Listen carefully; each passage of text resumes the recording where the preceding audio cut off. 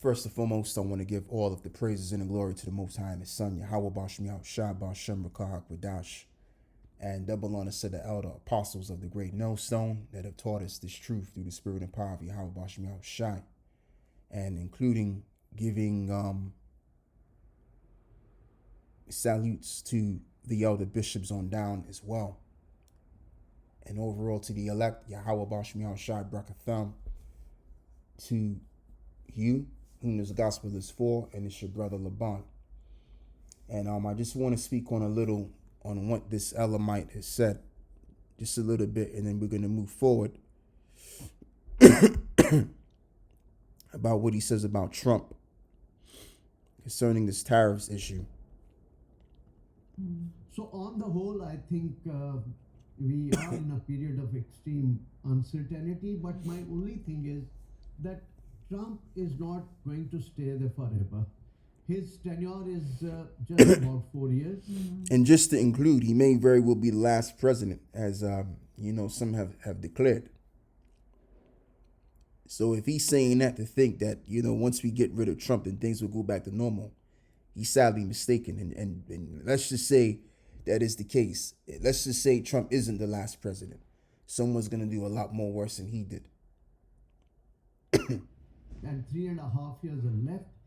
In this, he may cause a lot of disruptions and he may have intentions to refabricate and refashion things, but he doesn't have the time on his side. And once again, to just respond to what he just said, if he's thinking that he's looking to refabricate America in the good sense, he's sadly mistaken. Because the thing with DJ Trump, he's only been in there for a short span of time. He hasn't been in it too long. And he's been causing a lot of trouble as of lately. He said things like, "Oh yeah, well we could take Gaza over and ship all of them people from Gaza, the Palestinians over to Syria, and other places in Egypt, all around the east. They could take them on board, or we could take that for ourselves, and then therefore I could build me a Mar-a-Lago over there." And then he's basically declared that he's willing to call the Gulf of Mexico Gulf America. And the way he did Canada was off too, man. But hey, this is DJ Trump for you, man. DJ Trump, his second tenure is crazy, because when he first came in, he wasn't moving like this. He already done shipped tens of thousands of people back to where they came from as well. So this guy, he's doing things, man. He's doing major things. And then in the beginning of this year, it came out what he was doing right along with Elliott and the rest of these technocrats. How they got behind Donald Trump, and I believe he went to Saudi Arabia, and he worked with this Moabite. I forgot his name, but they were both in it together to set up this infrastructure, this technological infrastructure, and it's worth, $500 billion to set up. Okay, because what he wants to do, he wants to bring America to the golden age again under a technocratic system. All right. So DJ Trump, he's doing things, man. And then he also there's one last thing which comes to mind, and I'm going to move forward, man. It was one last thing that he also did too, to the migrants that were able to get their stay. He basically signed off on that, and now these people, they were allowed to stay in America for until I think October, but he said, look, y'all niggas is getting out of here by April the 1st. So the people that were in America that shouldn't have been in America, according to this administration, by now they've been back home. Okay. So yeah, he's disrupting, all right, and he's going to continue to do more disrupting. And I think DJ Trump, maybe it's true that he is the last president of the so-called United States of America. And so if that's the case, what do you think he's going to do? He's going to raise hell, and he's going to do what he's told to do, because he's nothing more than an advocator of the New World Order, just like the rest of his fellows he works with, that he bumps elbows with. All right. And it's come out as well that the tariffs against China has gone up to 245%. All right. So what I want to do is I want to read Isaiah 19 and 1. And the burden of Egypt, behold, the Lord rideth upon the swift cloud, and shall come into Egypt, and the idols of Egypt shall be moved at his presence, and the heart of Egypt shall melt in the midst of it. So this just means that the Lord is going to come back and return and enter into the house of the thief, with which in this case, this is referring to America. This modern Egypt, America is modern Egypt again. Because in ancient Egypt, the Israelites were in hardcore slavery. And as well as we were in hardcore slavery in America too, and still living in slave-like conditions, covering the working class sect, chasing a check to keep a roof over our head. And I will set the Egyptians against the Egyptians, and they shall fight every one against his brother, and every one against his neighbor, city against city, and kingdom against kingdom. And that's reminiscent of what it reads in the book of 2nd Ezra, the 15th chapter. How you're gonna have seditions, and you're gonna have among men, there's gonna be an invading one another. All right. So they're not gonna have no disregard for their entire society, because people are gonna lose it. Okay. So another verse I want to read as well, which is the point. Verse 4 is the point. But I'll finish reading from verse 3. And the spirit of Egypt shall fall in the midst thereof, and I will destroy the counsel thereof, and they shall seek to the idols, and to the charmers, and to them that have familiar spirits, and to the wizards. And there's nothing that they can really do about this. This is the Lord's will. The Lord's will forever stand to all generations. And as it is also written, that the counsel of the Lord, that shall stand. So no matter whether they seek for familiar spirits, who's in control of those spirits? The Heavenly Father is. So this place is going down regardless, whether they do the wizardry or the charming and get power from those spirits. It ain't gonna work. And the Egyptians will I give over to the hand of a cruel Lord, and the fierce king shall rule over them, save the Lord and the Lord of hosts. And here we have it, is DJ Trump. And he's gonna further show that he's true. All right, this is just the beginning. Whatever he's been doing as of lately, since he's been in office, he's gonna show more that he's gonna be that cruel Lord. All right. So the spirit of Egypt is gonna be to failure. It's going to be to failure. Verse 14, I'm going to skip down from maybe like, I think 10 verses I'm going to skip down to, right? And read this over here. As this reads, the Lord hath mingled a perverse spirit in the midst thereof, and they have caused Egypt to err in every work thereof, as the drunken man staggereth in his vomit. And neither shall there be any work for Egypt which the head or tail, branch, or rush may do. And that's the point it's going to get down to. It's going to get down to the point where America is going to be economically done for. All right. And in the middle of that time, you're going to have Jacob's trouble. In the time of temptation will try the world, primarily the world of Israel. And so there you have it right there. Okay.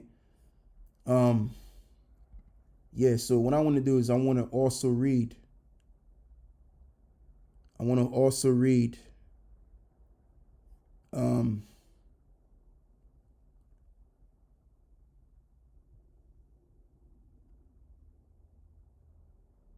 yeah, okay, I know where I'm at.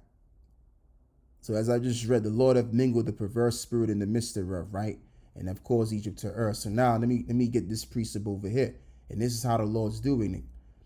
Jeremiah 49 and verse 7. Concerning Edom, thus saith the Lord of hosts, is wisdom no more in Teman?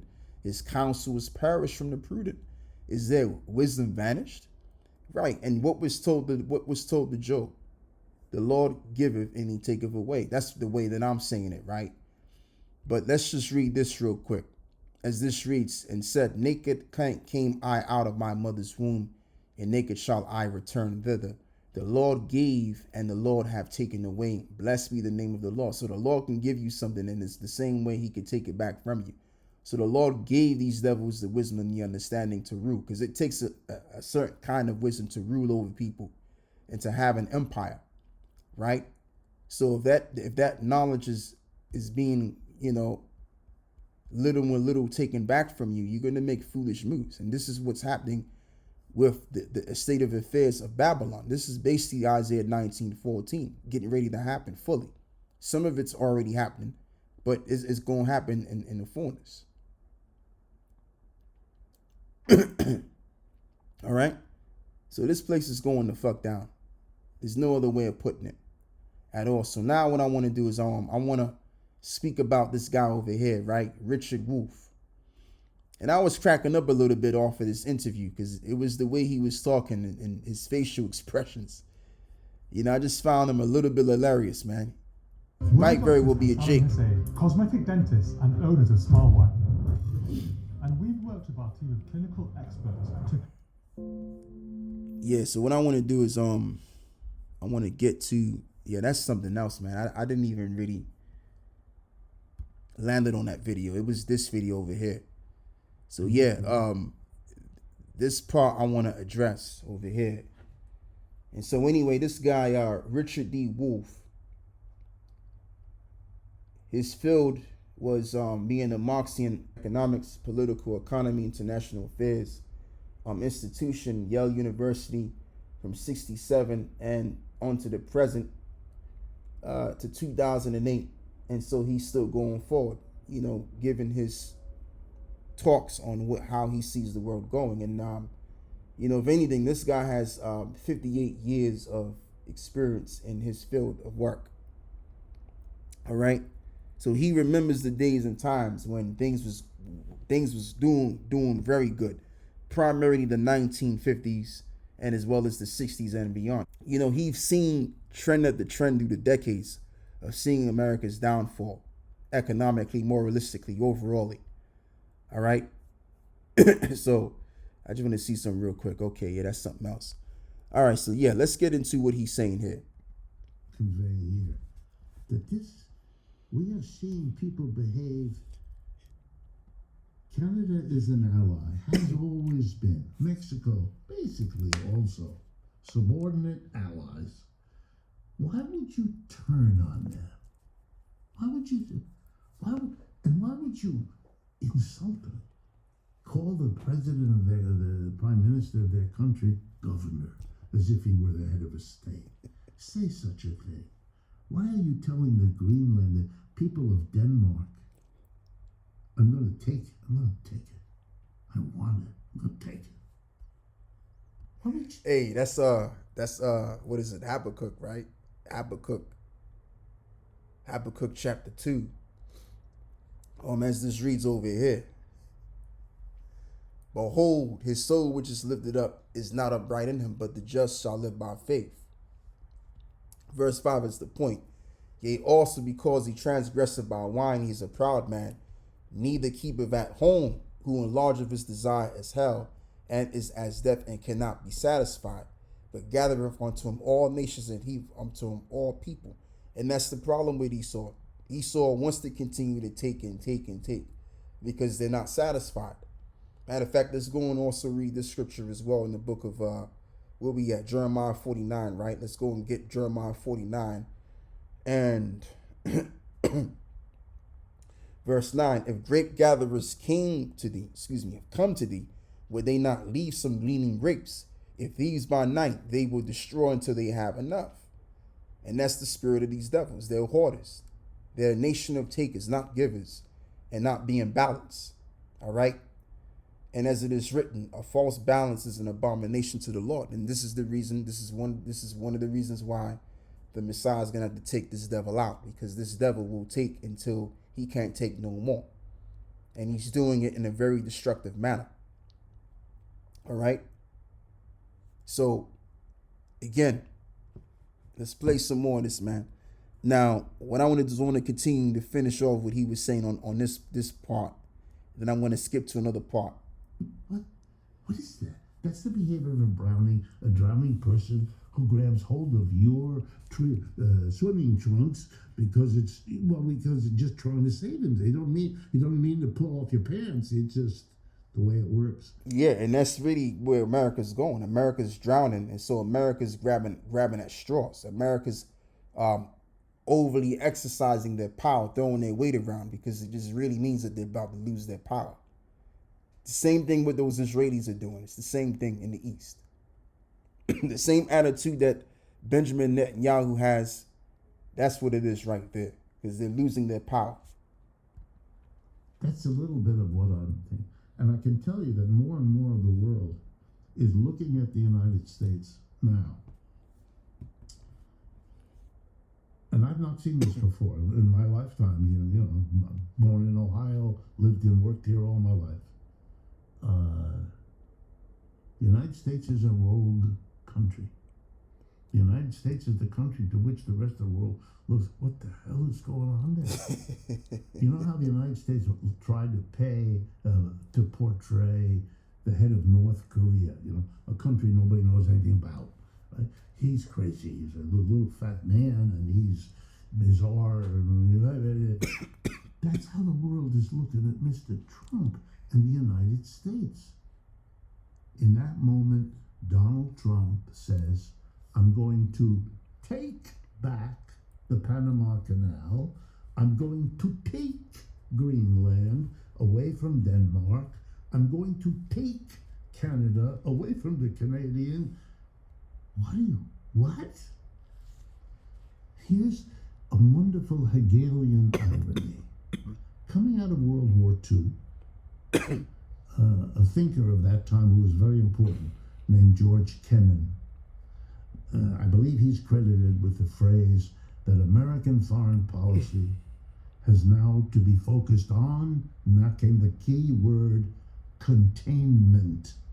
And the containment had to do with the Soviet Union. You had to contain this communism. Because after World War II, now there was that cordon of countries of Eastern Europe, the Warsaw Pact, right. Poland in the north to Bulgaria in the south, a buffer zone of sorts before you got to Russia proper. So it had spread from, because those were all communist things, and so we had to contain. That's why there's the ring of bases. If you ever look at American foreign military bases, they're literally a ring around Russia. Russia's the largest country by geography in the world, and so it's quite a ring you have to put. We were going to contain Russia, and the policy was to line everybody else into this containment. NATO was conceived as a mechanism of containment. Right. It was the way the United States would link and mobilize Europe, or at least Western Europe, to contain Russia. Right. The irony is the project to contain has become its opposite. And that's in the book of what is it, Obadiah, which will be eventually, as this reads, right, verse 3: the pride of thine heart hath deceived thee, thou that dwellest in the clefts of the rocks, whose habitation is high, that saith in his heart, who shall bring me down to the ground? Now, what I want to do is read verse 7, Salakia. This is the point right here. This is the scripture that I wanted to read originally. All of the men of thy confederacy have brought thee even to the border. The men that were at peace with thee have deceived thee and prevailed against thee, and they that eat thy bread have laid a wound unto thee, and there is none understanding in him. And so this is referring to the original 10 European nations which made a pact with America, you know, under the North Atlantic Treaty Organization, you know, and as he's explained, those 10 European common markets were used to in his words, contain, the rising of Russia during the time of Joseph Stalin and stuff like that, because the lie that was being perpetrated to the American people is that you got to get behind this doctrine of democracy, which was called, if I'm correct, if my memory serves me correctly, oh man, what was it called? It was called, matter of fact, let me go and do this real quick. I had it right in my, I got it right in my head, but I just can't get to the back of my head to, pick it out. So what I'm going to do is I'm going to do this.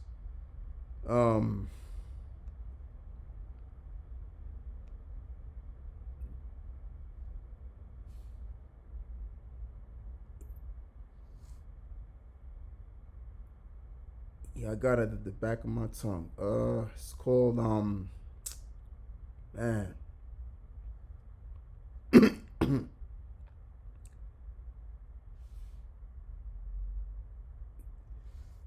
Back in these days, the Americans were told to get behind this form of democracy. Yeah,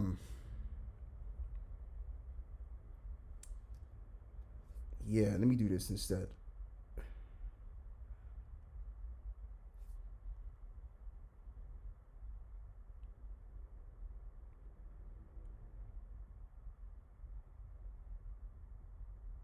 I'm gonna find this. It may take me some time, but I'm gonna find this.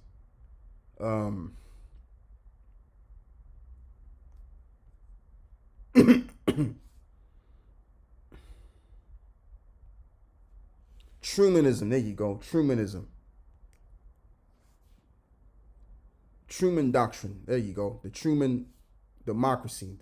Let me type that in real quick to see if I'm correct. Yeah, so let me do this. The Truman Doctrine.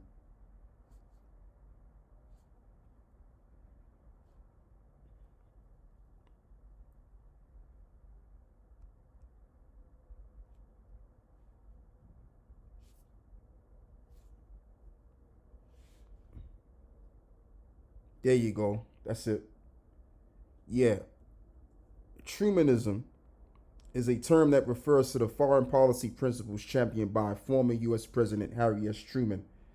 And so this over here, right, and this is what he said as well.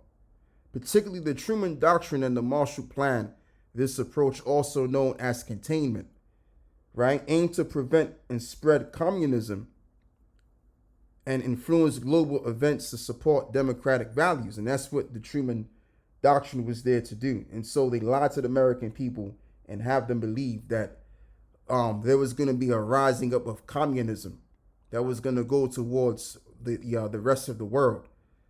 So, which wasn't the case at all. They was just lying, because what they really wanted to do is they wanted to get people behind this notion, especially in the West, to simply contain the uprise of that region, as this guy mentioned at the time, under Trumanism, which was a form of democracy. Okay, a form of democracy. Let me type that in as well.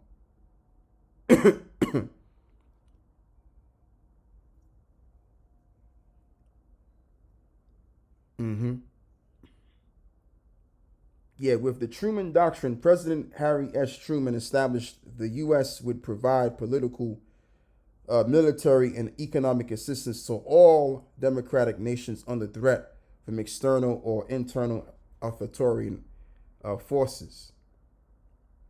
So what I want to do is I want to go a little bit deeper in this.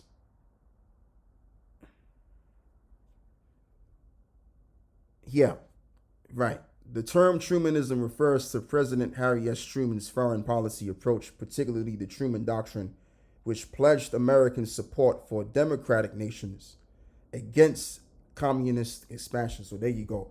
That's what I was looking for. Yeah, so this individual here, he very well remembers that period in time. I mean, he was probably like maybe 10 years old, but he definitely, I'm pretty sure he remembers that time. His parents, he was watching TV and stuff like that, And they bear witness to the mainstream media telling them that at the time. So, yeah. So now, matter of fact, let me finish, and then I'm going to skip to another point. We who are becoming isolated, we who are becoming contained, not by a ring of bases, although that may come at this point, but by a ring of alliances and coalitions for which the United States is the enemy. And that's how the world sees America now. So I have to read, once again, I got to go back to Obadiah. This is all prophecy, man. Obadiah. Let's go and read that again. Where was I at? Was I reading it? Yeah, I was reading it from my phone. Yeah, so let me go back to my phone. And let's get that again. Yeah, so as this reads, let's go back up. And let's read verse 2. Behold, I have made thee small among the heathen, and thou art greatly despised. So now all of these nations are looking at America as he puts it, the enemy. Even their own allies are looking at America as the enemy, which that's prophecy in itself. Verse 7 speaks about that. All of the men of thy confederacy are brought thee even to the border. So like the men that were at peace with thee have deceived thee and prevailed against thee. They that eat thy bread and have laid a wound under thee. And there is none understanding in him. And when you have a friend that eats food of you, that's an intimate connection that you're having with your friend. So in other words, what this is saying is those that made a pact with you, those that were close to you, are gonna do you wrong. All right. And in this case, the wound which will be under thee will be by those nuclear missiles. According to the book of Revelations 17, where it mentions that these shall hate the whore, referring to the original nations which formulated together and came together as the North Atlantic Treaty Organization. All right. Their allies are going to turn up against America.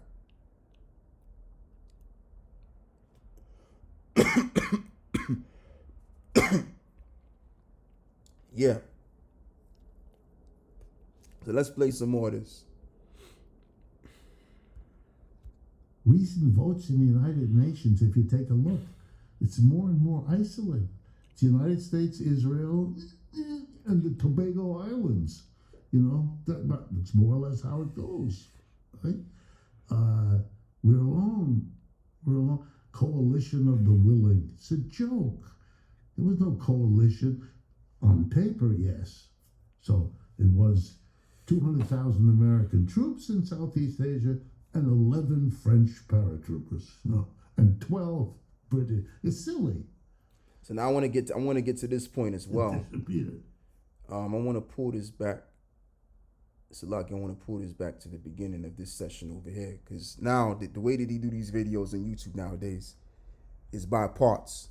So rather than you watching the whole thing, you could just skip to this part and that part, the topics at hand. So that's a beautiful thing, because some time ago you would have to watch the whole thing. Some videos you have to watch the whole thing to get the topic you're looking for, but some videos they compartmentalize it from topic to topic. So that's a good way of doing it. Just makes life a bit more easier. Yeah, so let's play this part as well. It disappeared. Anyway, that answers your question. We've spoken a lot today about China and the United States. Where does the collapse of Europe fit into perhaps the demise of the American empire, but also the transition away from capitalism? Yeah, I think for me, partly as someone whose ancestors are largely European, here's the way it appears to me. I grew up in an environment in which history was presented in the following lopsided way. It kind of starts with Greece and Rome and then evolves into the modern period. And I've been regaled with the Greek Empire, the Roman Empire, Athenian democracy, Roman slavery, the Middle Ages, the arrival of the big European states, the clashes that produced colonialism, in which Europe becomes the dominant power on the whole globe and carves up the whole globe among the European nations. That famous conference in Berlin in 1884, when they literally sat in front of a map of Africa and carved up Germany would get this and France would get that and Britain that. And then the explosions that we call World Wars I and II, which were mostly, not all, but mostly European events. Europe is the center. Europe is the dominant. Europe is where I look to learn about literature and science, and now Europe is becoming more and more an unimportant corner of the world. Yeah, I gotta read Obadiah again, man. I gotta read this again. Yeah, so where we at? Yeah, Obadiah. Obadiah 1 and verse 2 again. Behold, I have made thee small among the heathen. So let's look at this word small. The word small is quatan, which means young, small, insignificant, unimportant. Come on. See this individual here, he has almost 60 years of experience of his field. And what he don't know is what he's basically saying is that of prophecy. This is prophecy, man. Europe has become, as he said, insignificant.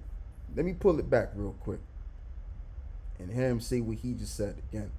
Call World Wars I and II, which were mostly, not all, but mostly European events. Europe is the center. Europe is the dominant. Europe is where I look to learn about literature and science, and now Europe is becoming more and more an unimportant corner of the world. And I just read that. Young, small, from the Hebrew word quatan. Young, small, insignificant, unimportant. And you see, this is how you know we have the 100% truth. The truth is in the Holy Bible. You don't get no more truth than this. So Obadiah had a vision about the rulership of Esau and how it was all going to come crumbling apart. And you see, this is the thing, man, with GMS. See, what we do is we specialize on prophecy. You know, we're not into no gimmicks. We're not into no wild stuff that these other camps are into. We're into the job at hand. You know, we're just like Yahushua. Yahushua was about doing the will of his Father. And we're about doing the will of the Heavenly Father. And as well as his begotten Son. Now, I want to speak about prophecy, right? I want to read something real quick. Of course, going into the scriptures. In the book of Revelations 19. And this is the one I want to read over here. Revelations 19:10. And I fell at his feet to worship him. And he said unto me, see thou do it not. I am thy fellow servant and of thy brethren that have the testimony of Yahushua. Worship the Most High, for the testimony of Yahushua is the spirit of prophecy. And there you go. So that's why we're so concerned about prophecy, because we're in the spirit of prophecy. And when these prophecies play out, especially these end time prophecies, is going to bring the end of the civilization. And this is what we're waiting for. We're waiting to see the downfall of our enemies and their world altogether, so that we can arise and rule in complete righteousness and tranquility. That's what we're looking for. Okay?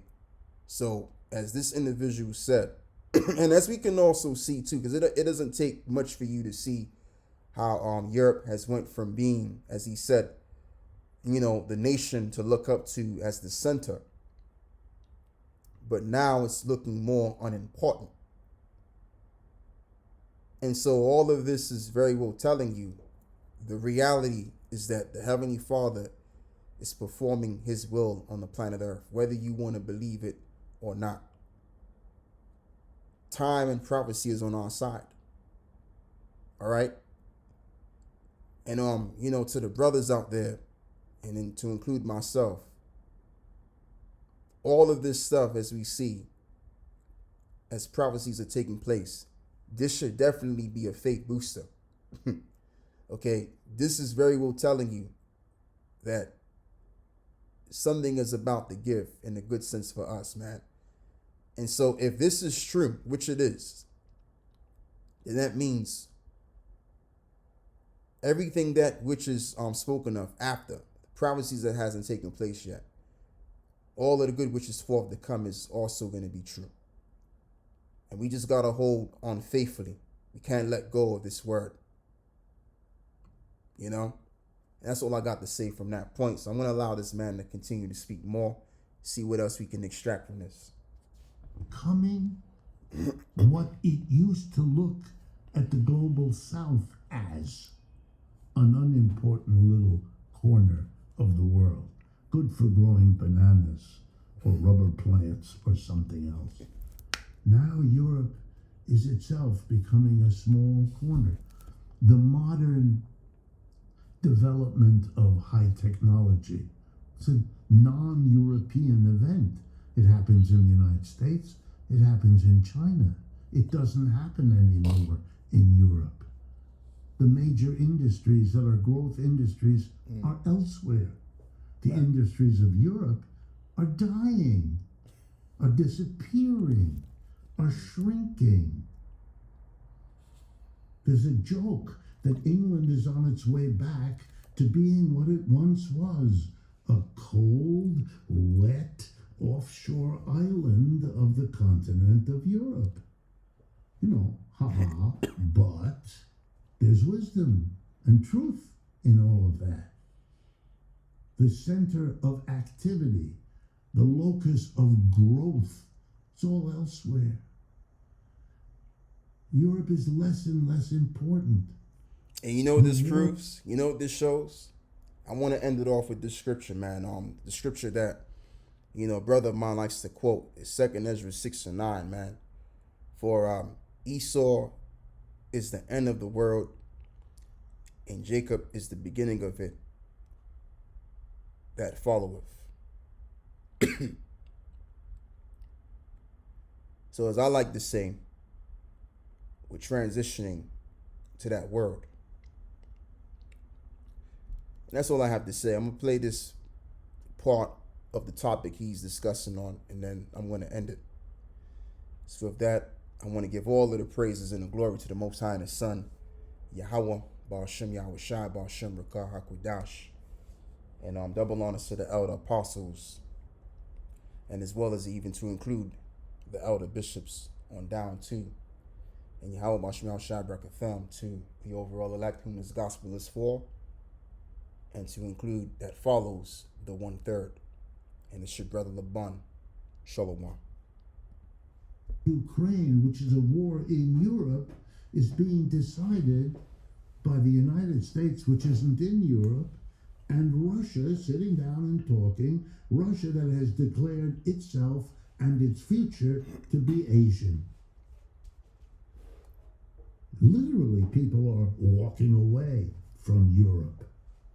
And pretty soon, you're going to see scientific people, artistic people leaving Europe. Europe is going to become a tourist destination, and not a whole hell of a lot more, unless they're very careful. This is staggering. This is the relative decline of Western civilization and the rise of, I don't know what we're going to call it, Eastern civilization or Global South civilization.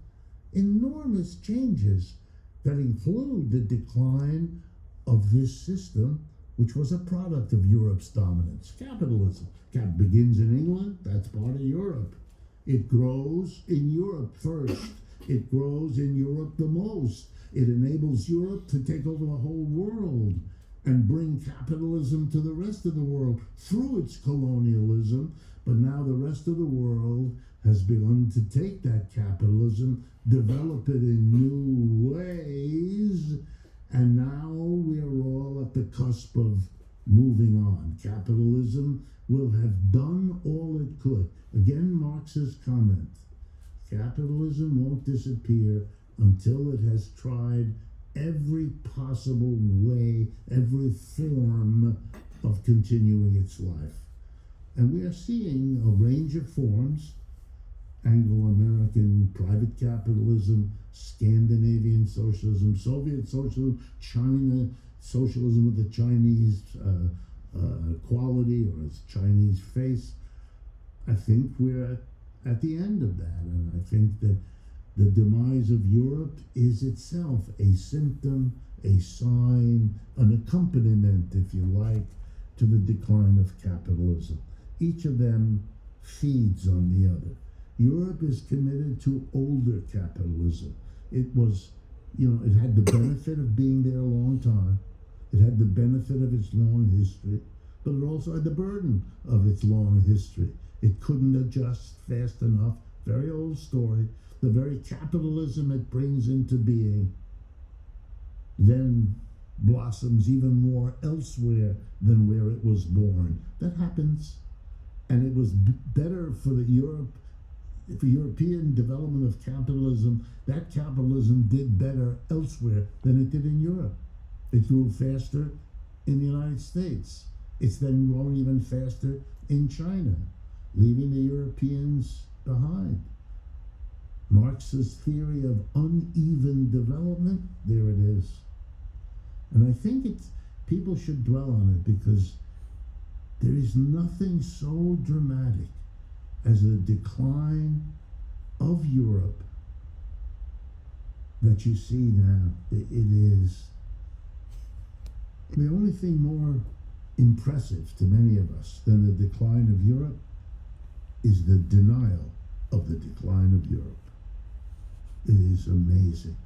One watches really minor politicians in the world picture, like Keir Starmer or Emmanuel Macron, talking as if they were the head of the country France and England once were, but aren't anymore. You look at Britain and you see the pomp and circumstance of the coronation of King Charles.